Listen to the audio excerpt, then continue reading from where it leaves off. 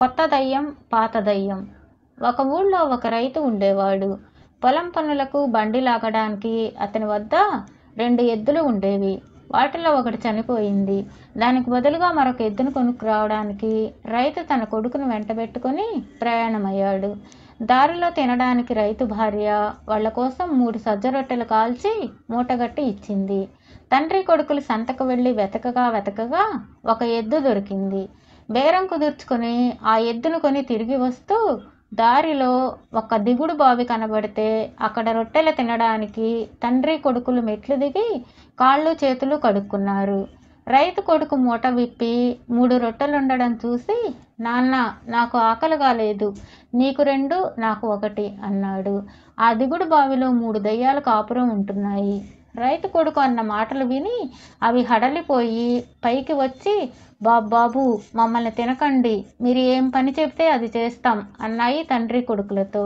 రైతు అవి దయ్యాలని, తమను చూసి భయపడ్డాయని గ్రహించి మా వెంట వచ్చి మేము చెప్పిన పనులన్నీ చేస్తే మిమ్మల్ని తినం అన్నాడు. మీరు ఏం చెయ్యమంటే అవే చేస్తాం అన్నాయి దయ్యాలు విధేయతగా. రైతు, అతని కొడుకు కొత్త ఎద్దుతో పాటు దయ్యాలను కూడా ఇంటికి తెచ్చి వాటి చేత అడ్డమైన చాకరీ చేయించుకోసాగారు. దయ్యాల సంగతి ఇలా ఉండగా వాటిని అప్పుడప్పుడు చూడవచ్చే దయ్యాలు బావిలో అవి లేకపోవడం గమనించి విచారించగా ఎవరో 2 మనుషులు వచ్చి వాటిని వెంటబెట్టుకుని పోయినట్లు తెలిసింది. ఆ పాత దయ్యాలను వెతుక్కుంటూ ఒక కొత్త దయ్యం రైతు ఇంటికి వచ్చి వాటిని ఒక పశువుల కొట్టంలో చూసి, మీరు బావిని వదిలిపెట్టి ఇక్కడ ఎందుకు ఉన్నారు అని అడిగింది.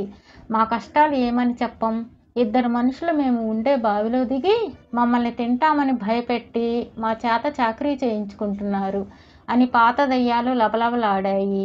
అదెంత పని, నేను ఆ మనుషులను అమాంతం చంపేస్తాను, నన్ను ఈ మూల దాక్కొనియ్యండి అన్నది కొత్త దయ్యం. ఇంతలో రైతు కొడుకు పశువుల కొట్టంలోకి వచ్చారు. తండ్రి కొత్త ఎద్దును చూసి కొడుకుతో, ఒరేయ్, ఈ కొత్త దానికి వాతం చేసింది, వాత పెట్టడానికి గరిట కాల్చి ఉంచాను, దాన్ని పట్టుకురా అన్నాడు. దాక్కుని ఉన్న దయ్యం హడలిపోయి పరిగెత్తుకుంటూ వచ్చి రైతు కాళ్ళ మీద పడి, బాబోయ్, నాకు వాతలు పెట్టవద్దు, నేను కూడా పాత దయ్యాలు చేసే పనులన్నీ చేస్తాను, వాళ్ళు పొలం నుంచి పత్తి మాత్రమే తెస్తున్నారు, నేను దాన్ని ఏకి పెడతాను అన్నది. ఆ మాట నేనే చెబుదామనుకుంటున్నాను, ఇక మీద నాకు పొలం నుంచి తెచ్చే ముడి పత్తి చాలదు, ఏకిన దూది కావాలి అన్నాడు రైతు. తరువాత పాత దయ్యాలు కొత్త దయ్యాన్ని తిడుతూ, నీ ప్రయోజకత్వం అడుక్కు తిన్నట్లే ఉన్నది, మమ్మల్ని చెర విడిపిస్తానని ప్రగల్భాలు పలికి ఉన్న చాకిరీ పత్తి ఏగడం పని ఒకటే కాక కొత్తగా కొన్ని పనులు కూడా తెచ్చిపెట్టావు అని బాగా తిట్టాయి.